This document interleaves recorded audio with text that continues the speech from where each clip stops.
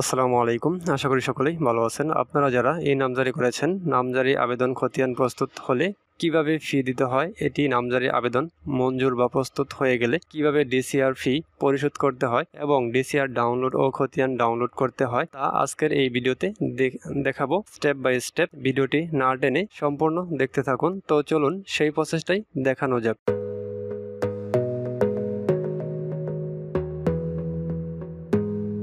তো ফ্রেন্ডস, শুরুতেই আমরা ভূমি মন্ত্রণালয়ের ওয়েবসাইটে ঢুকবো।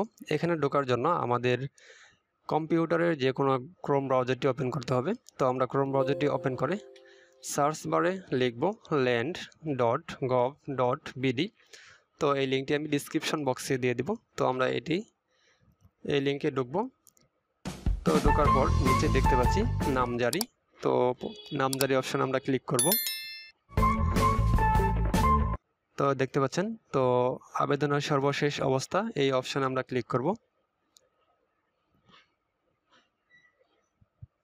তো ক্লিক করার পর আমাদের দেখতে পাচ্ছেন আবেদনের সঠিক তথ্য দিন।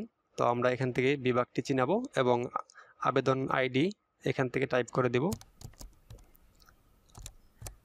এরপর আমরা জাতীয় পরিচয়পত্র কপি করে পেস্ট করে দিব। তারপর এখানে দেখতে পাচ্ছেন ছোট একটি ক্যাপচা আছে, যোগ করুন। তো আমরা এখান থেকে যোগ করে ক্যাপচাটি পুরো করে খুঁজুন অপশনে ক্লিক করব। খুঁজুন অপশনে ক্লিক করার পর মোবাইল নাম্বারের জায়গায় 0 দিব। 0 দেওয়ার পর খুঁজুন বাটনে ক্লিক করব। এখান থেকে ওকেতে ক্লিক করে আবার এই খুঁজুন অপশনে ক্লিক করব। ক্লিক করার পর এখানে দেখতে পাচ্ছেন আবেদনকারীর নাম এবং বর্তমান অবস্থা খতিয়ান প্রস্তুত লেখা আছে। তো আমরা এখন ডিসিআর ফি পরিশোধ করব। তো দেখতে পাচ্ছেন ডিসিআর ফি অপশনটি চলে আসছে। তো আমরা এখান থেকে ডিসিআর ফি অপশনটিতে আমরা ক্লিক করব।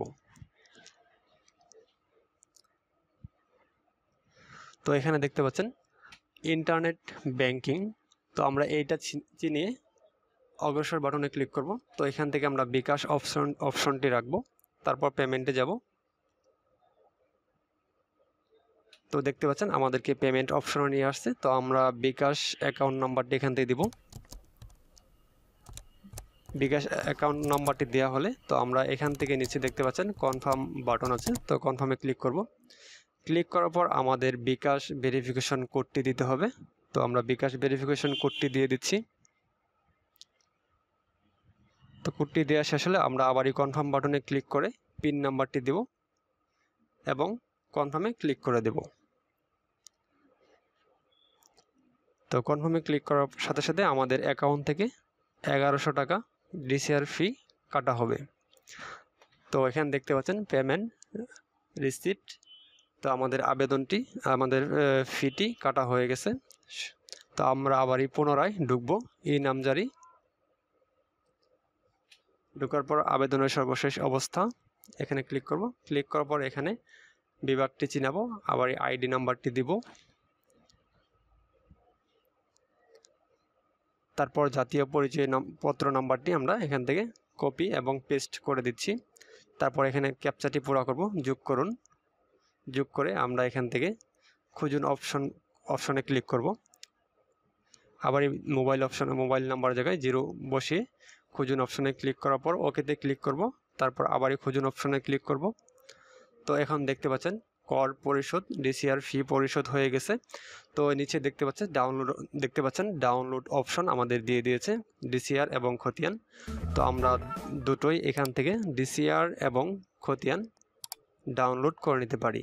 আমরা কালারিং প্রিন্ট আউট করে নিতে পারি। তো এই ছিল মূলত আজকের ভিডিওটা যদি ভালো লাগে অবশ্যই লাইক দিবেন। লাইক দিয়ে কমেন্টে আপনার মূল্যবান মতামত জানিয়ে দিবেন।